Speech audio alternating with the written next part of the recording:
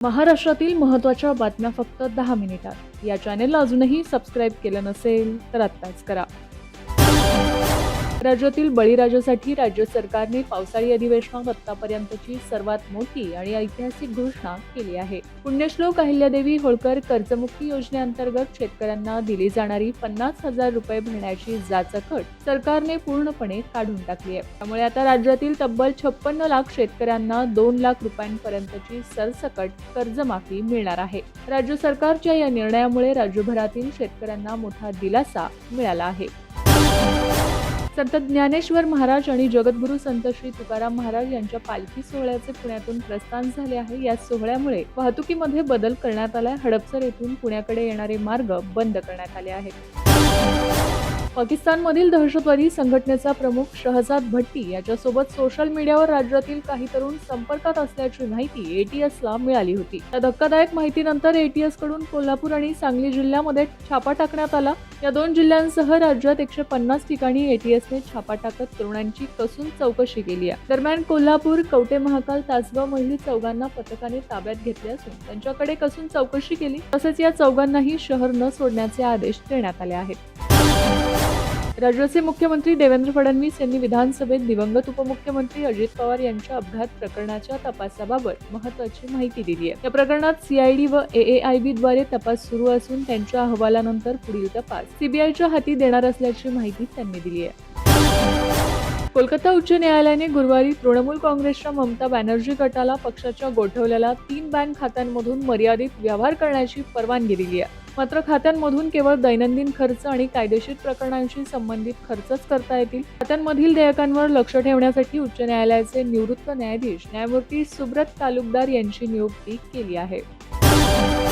गेल्या काही दिवसांपासून राज्याच्या विविध भागात विशेषतः पुणे, मुंबई आणि कोकणात पावसाने अक्षरशः धुमाकूळ घातलाय. मुसळधार पावसाचा सर्वाधिक फटका रेल्वे वाहतुकीला बसला असून लोणावळा कर्जत रेल्वे मार्गावर 6 जुलै रोजी अनेक ठिकाणी दरडी कोसळल्याच्या घटना घडल्या. त्यामुळे विस्कळीत झालेली रेल्वे सेवा पूर्ववत करण्यासाठी मध्य रेल्वेकडून युद्ध पातळीवर प्रयत्न सुरू आहेत. मात्र दुरुस्तीच्या कामाला वेळ लागणार असल्याने प्रवाशांची गैरसोय टाळण्यासाठी मध्य रेल्वेने 10 जुलै ते 17 जुलै 2026 या कालावधीत अनेक नियमित आणि विशेष एक्सप्रेस गाड्या तात्पुरत्या रद्द करण्याचा मोठा निर्णय घेतला आहे. महात्मा ज्योतिराव फुले जन आरोग्य योजनेतील कथित गैरव्यवहार प्रकरणी राज्य सरकारने कठोर भूमिका घेतली असून नाशिक जिल्ह्यातील घोटाळ्याच्या चौकशीसाठी विभागीय आयुक्त प्रवीण गोडाम यांच्या अध्यक्षतेखाली विशेष तपास पथक स्थापन करण्याची घोषणा मुख्यमंत्र्यांनी केली आहे. मुंबई पोलीस दलातील अधिकारी कर्मचाऱ्यांसाठी मुंबईत 40,000 नवीन शासकीय पोलीस सेवा निवासस्थाने उभारण्यात येणार आहेत. याशिवाय मुंबईत 93 अत्याधुनिक आणि सर्व सुविधांनी सुसज्ज अशी नवीन पोलीस ठाण्यांची उभारणी करण्यात येणार असल्याची माहिती राज्याचे मुख्यमंत्री देवेंद्र फडणवीस यांनी शुक्रवारी विधानसभेत दिली. याशिवाय पोलिसांना मालकी हक्काची घरे देण्यासाठी येत्या 7 दिवसात उच्चस्तरीय समिती स्थापन करण्यात येणार असल्याची घोषणा देखील त्यांनी यावेळी केली आहे.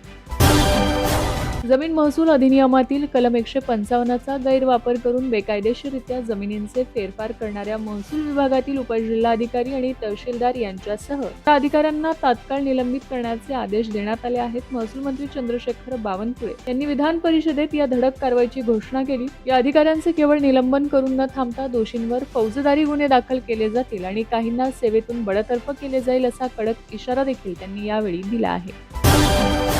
पिंपरी चिंचवडमधील मोशी कचरा डेपो येथे कचऱ्याचा भला मोठा डोंगर इमारतीवर कोसळून झालेल्या भीषण दुर्घटनेला 2 दिवस उलटून गेले आहेत. ढिगाऱ्याखाली अडकलेल्या कर्मचाऱ्यांचा शोध घेण्यासाठी अद्यापही युद्ध पातळीवर बचाव मोहीम सुरू आहे. या दुर्घटनेत आतापर्यंत 9 जणांना जिवंत बाहेर काढण्यात बचाव पथकाला यश आले असले तरी दुर्दैवाने त्यापैकी एका कर्मचाऱ्याचा उपचारादरम्यान मृत्यू झाला आहे. तर ढिगाऱ्याखाली अद्यापही 8 कर्मचारी अडकले असून त्यांचा शोध अद्याप सुरू आहे.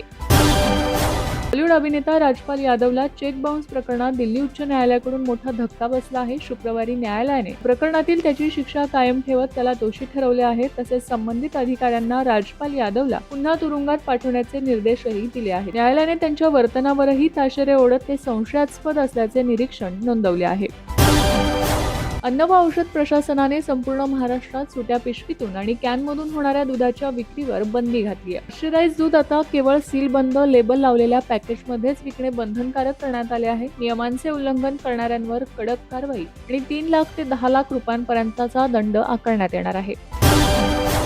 राज्यातील सरकारी वन तसेच केंद्र आणि राज्य सरकारच्या विविध प्राधिकरणांच्या जमिनीवर 1 जानेवारी 2011 पूर्वी उभारण्यात आलेल्या सर्व झोपडपट्ट्यांना सरकार पूर्ण संरक्षण देणार असून त्यांचे SRA, म्हाडा किंवा इतर गृहनिर्माण योजनांच्या माध्यमातून योग्य पुनर्वसन केले जाईल अशी घोषणा महसूल मंत्री चंद्रशेखर बावनकुळे यांनी विधानसभेत केली आहे.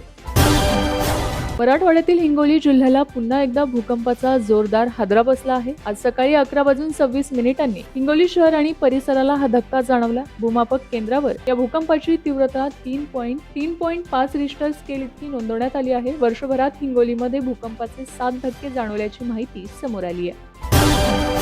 राज्याचे मुख्यमंत्री देवेंद्र फडणवीस यांनी आज पुणे येथे मोशी येथील दुर्घटनेबाबतचा संपूर्ण घटनाक्रम समजून घेत सविस्तर आढावा घेतला असल्याची माहिती मिळते. यावेळी त्यांनी घटनेतील मृतांच्या कुटुंबियांना प्रशासनाकडून आवश्यक ती सर्व मदत करण्याचे निर्देश देखील दिले आहेत.